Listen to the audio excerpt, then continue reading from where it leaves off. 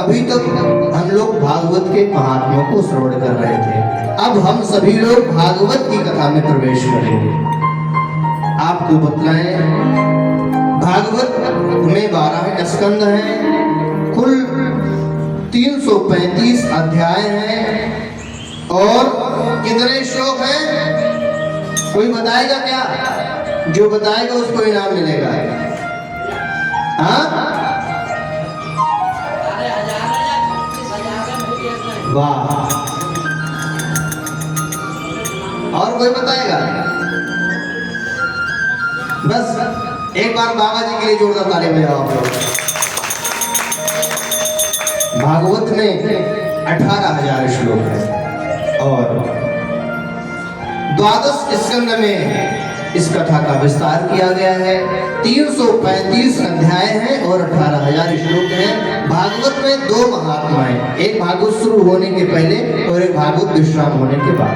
2 महात्मा हैं और भागवत का शुभारंभ कहां से हो रहा है आप लोग श्रवण करिए। जन्माद्यस्य यतोऽन्वयादितरतः स्यार्थेषु विज्ञस्वराट् तेने ब्रह्महृदाय आदिकवये मुह्यन्ति यत्सूरयः तेजो वारिमृदां यथा विनिमयो यत्र तृषर्गो मृषा धाम्ना स्वेन सदा निरस्तकुहकं सत्यं परं धीमहि धाम्ना स्वेन सदा निरस्तकुहकं सत्यं परं धीमहि। इस कथा का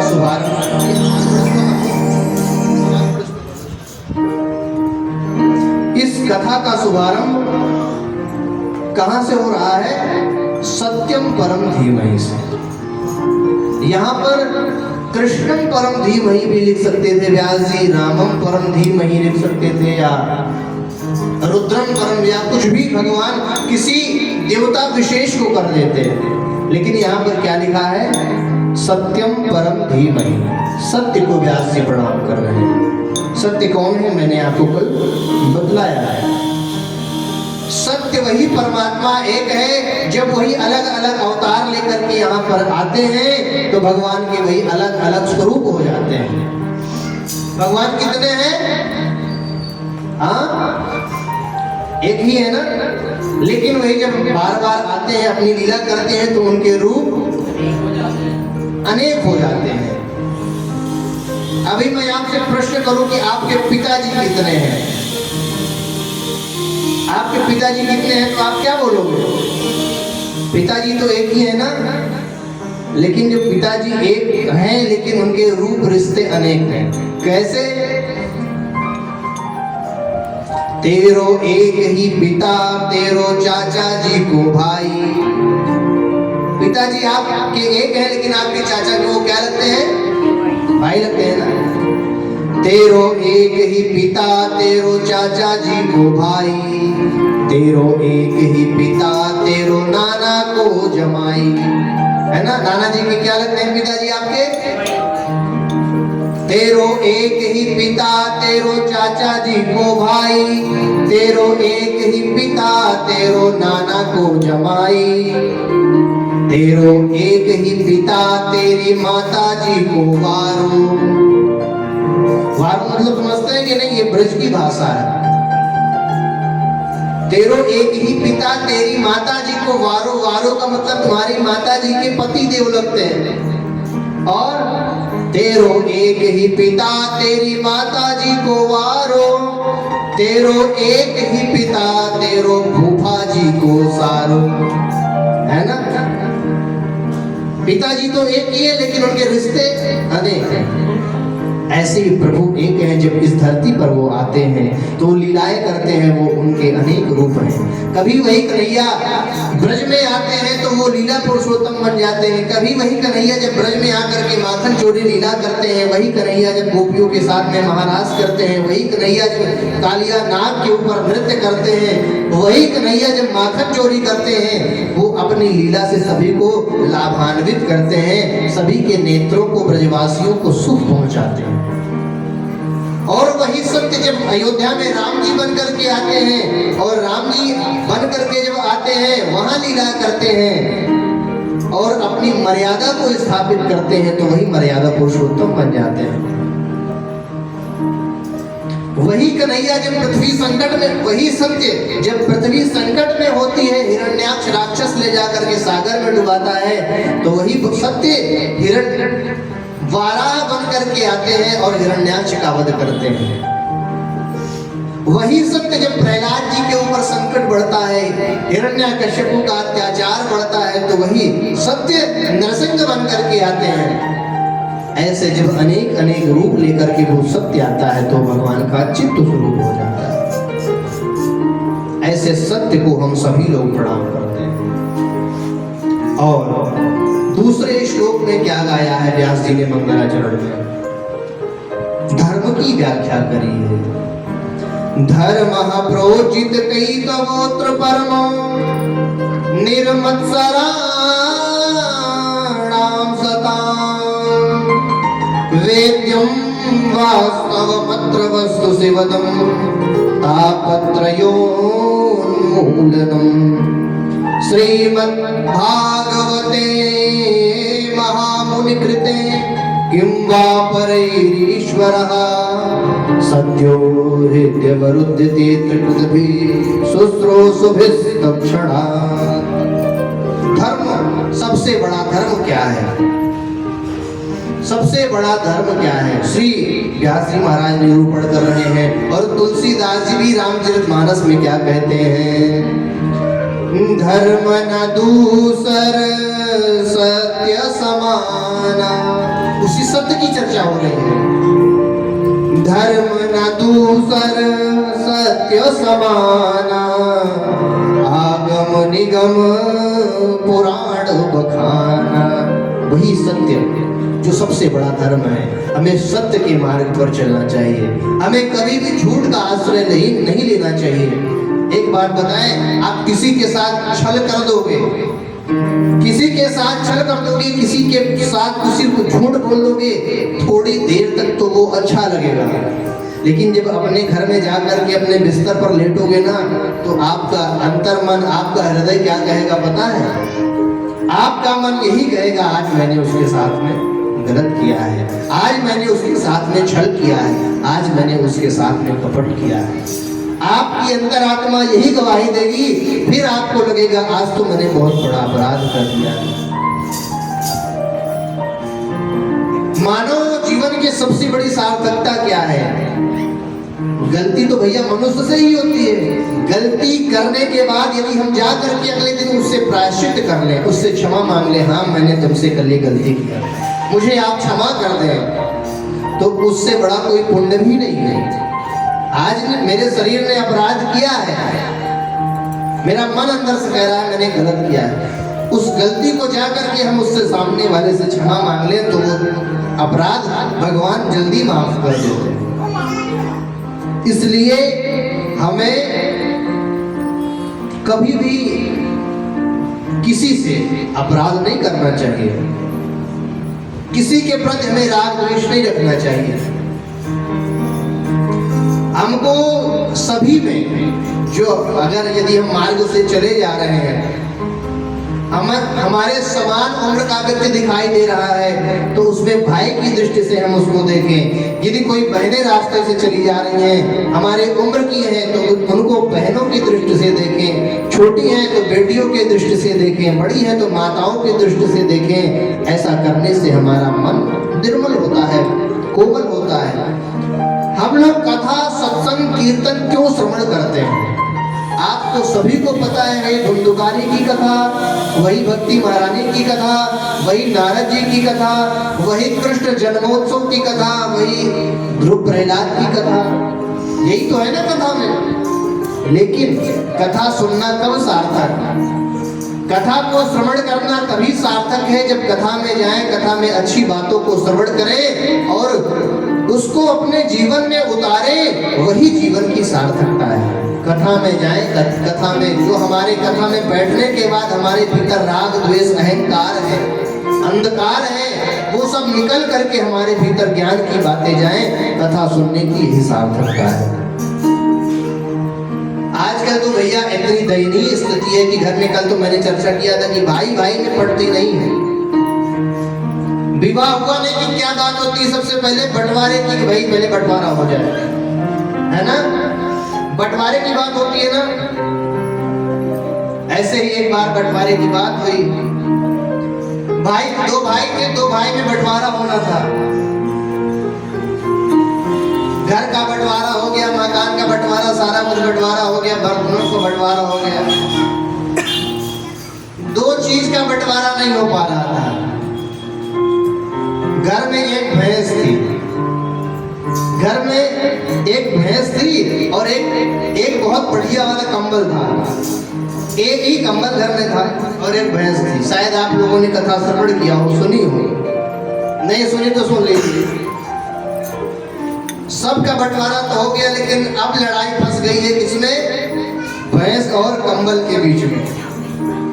बड़ा भाई थोड़ा चालाक, छोटा थोड़ा सा कमजोर, ईमानदार।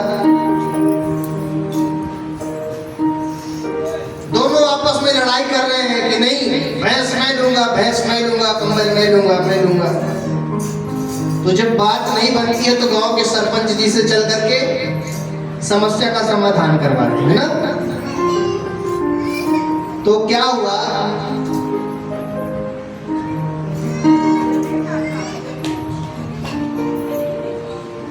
बंटवारा करने के लिए सरपंच जी के पास गए। सरपंच जी ने फैसला क्या बताया कि ऐसा करो, भैंस तो एक ही है, कंबल भी एक है, एक काम करो,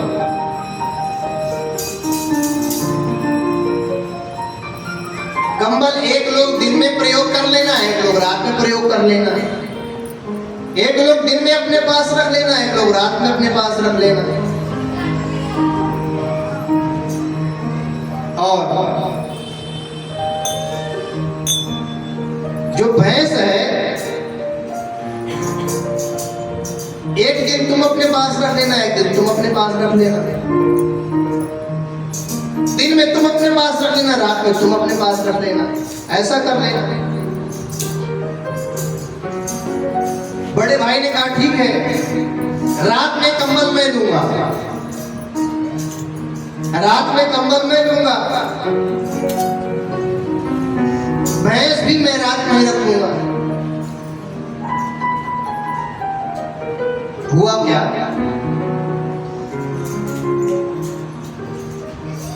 समय व्यतीत हुआ 2-4 दिन। वो बेचारा खूब खिलाता पिलाता भैंस को दिन भर। जब शाम हो जाती, भैंस से दूध निकालने का समय आता तो बड़ा भाई आकर के भैंस अपने घर ले जाता। सुबह होती तो फिर भैंस का दूध निकाल करके दे देता। छोटा भाई बेचारा खूब दिन भर खिलाता, जब दूध निकालने का समय आता तो बड़ा भाई ले जाता। ऐसे ही कंबल का प्रयोग दिन में तो कुछ है नहीं, कंबल का प्रयोग तो दिन में कुछ है नहीं। रात होती तो बड़ा भाई कंबल ले जा करके अपने घर अपने कक्ष में बढ़िया ओढ़ता, दिन जैसे सुबह होती छोटे भाई को ला करके दे देता। बड़ा परेशान छोटा भाई। फिर गांव के एक मुखिया जी थे, गांव के एक मुखिया जी थे, जा करके उनको समझाया, निवेदन किया, महाराज मैं बड़ी चिंता में हूँ, ऐसे ऐसी बात है हमारे साथ, फिर से बंटवारा कराइए। बड़े भाई को बुलाया गया, दोनों फिर से बंटवारा की बारी आई। बोले एक चीज में समझौता होगा, एक में नहीं होगा। बड़े ने कहा अगर आप कहते हो कि फिर से बंटवारा होना चाहिए तो एक में होगा, एक में नहीं होगा, चाहे जिसमें कर लो। तो बंटवारा में फिर से कैसे हो रहा है? छोटे ने कहा मैं सारा दिन चारा खिलाता हूँ और सारा दिन तो चारा खिलाता हूँ, जब दूध गाड़ने की बारी आती है तो बड़े भैया ले जाते हैं। तो मुखिया ने कहा एक काम करो, आज से ऐसा बंटवारा कर लो कि भैंस के आगे का हिस्सा तुम्हारा और पीछे का हिस्सा बड़े भैया का। ऐसे बंटवारा हो गया। 2-4 दिन व्यतीत हुए। अब बेचारा खिलाता पिलाता, लेकिन अब आगे का हिस्सा है, छोटा भाई प्राप्त, उसको मिला है आगे का हिस्सा, पीछे के हिस्से से दूध निकलना है, गोबर इत्यादि। अब भी परेशान हो, उसकी मति घूम गई छोटे भाई कि आगे का हिस्सा मेरा है, मैं चाहे जो करूं, खिलाऊं पिलाऊं, मारूं पीटूं, कुछ भी करूं। सुबह से शाम तक खूब दिन भर खिलाता भैंस को। जब दूध निकालने का समय आता तो बड़ा भाई बाल्टी लेकर के, बर्तन लेकर के दूध निकालने लगता है। इतने में छोटा भाई क्या करता, बढ़िया लठ लेकर के आता और भैंस के मुंह पर दे लट देने लग जाए। अब बड़ा भाई कहता, अरे तू क्यों मार रहा है, तू क्यों मार रहा है, मैं दूध निकालने बैठा हूं। छोटे ने कहा तुम्हारा पीछे का हिस्सा है, तुम अपना चाहे जो करो, मेरे आगे का हिस्सा है, मैं चाहे जो करूं, मारूं खिलाऊं, कुछ भी करूं, मैं कुछ भी करूं। बड़ा परेशान, ये तो बात बिगड़ गई। अब कंबल में ही ऐसे करने लगा। छोटा भाई भी समझ गया अब कुछ ना कुछ तो गणित खेलनी पड़ेगी। रात भर कंबल को वो बढ़िया प्रयोग करता और जब शाम का समय आता देने के लिए, रात में तो खूब उड़ता, जब सुबह होती कंबल चलो छोटे को देते, छोटे भाई को। जब छोटे को कंबल मिला तो छोटे वाले ने क्या किया, एक जलपात्र में बड़े से बर्तन में कंबल को ले जाकर के सारा दिन भिगाए रखता। जब शाम होती तो कंबल निकाल करके जल से बड़े भाई को दे देता। बड़ा भाई कहता है ये क्या है, ये तूने गीला क्यों कर दिया। छोटे ने कहा दिन का मेरा समय था, दिन में मैं चाहे जिसको ओढ़ूं, चाहे भिगाऊं, चाहे फेंकूं, चाहे जो करूं, तुमको रात से मतलब है तो मैं तुमको रात में दे दिया। तो भैया ऐसे भी भाइयों का बंटवारा होता है, ऐसा भी बंटवारा होता है। बोलिए भक्त वत्सल भगवान की।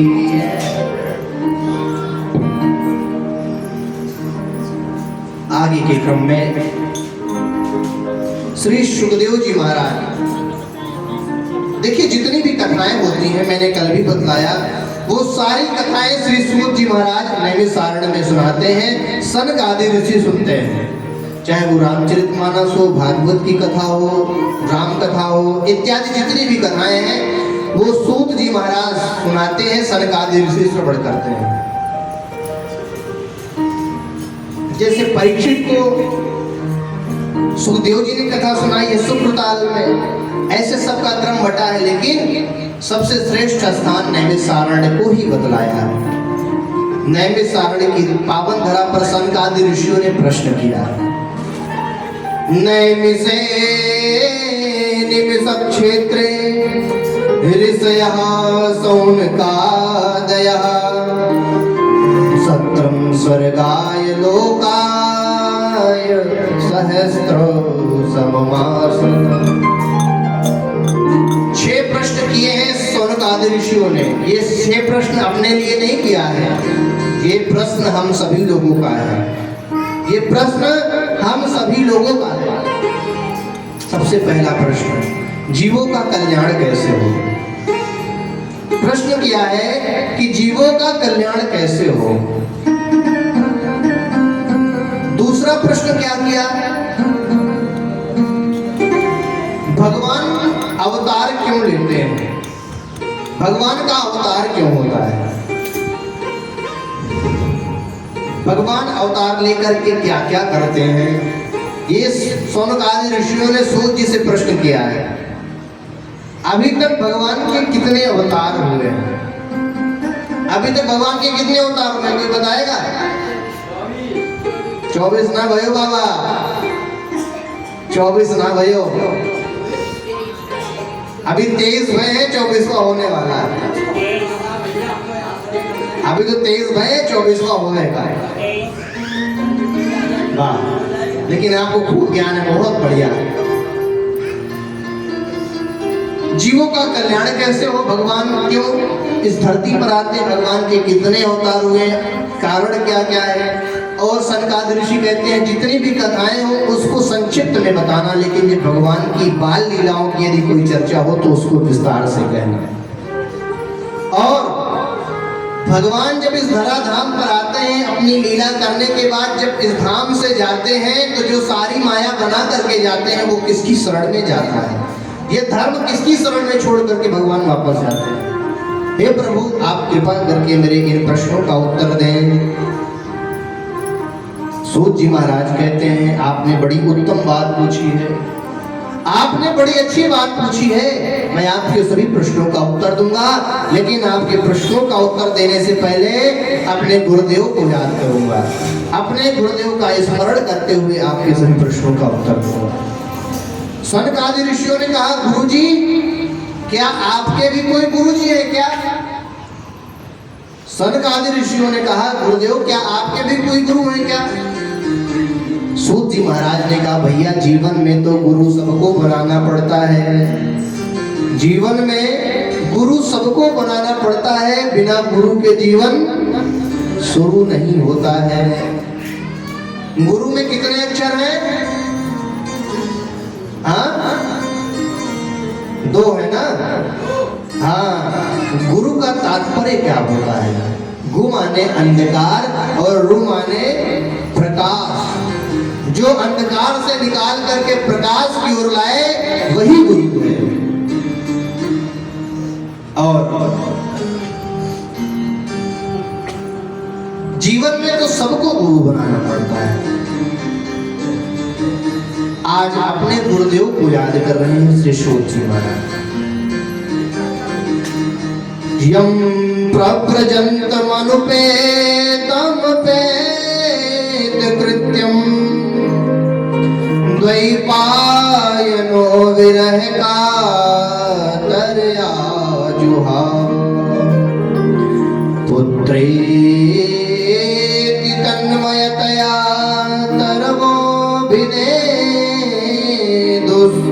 स्तम सर्वभूत हृदयम मुनिमान तोष्मि। श्री सुखदेव जी महाराज को प्रणाम किया है। सनकादिक ऋषि ने पूछा गुरुदेव, ये सुखदेव कौन है? इनकी बड़ी चर्चा आती है। ये सुखदेव कौन है? इनकी बड़ी चर्चा आती है, इनके बारे में बतलाइए। सूत जी महाराज कहते हैं ये सुखदेव जी कोई और नहीं, ये श्री राधा रानी के परम लाडले शुभ तोता हैं। ये राधा रानी के बड़े लाडले तोता शुभ हैं। इनका नाम जो था वो कल्विंग था, और जब भी ये राधा रानी के पास बैठते तो राधा रानी क्या कहती? प्यारे, हे शुभ, मेरे प्रियतम का नाम जप कर।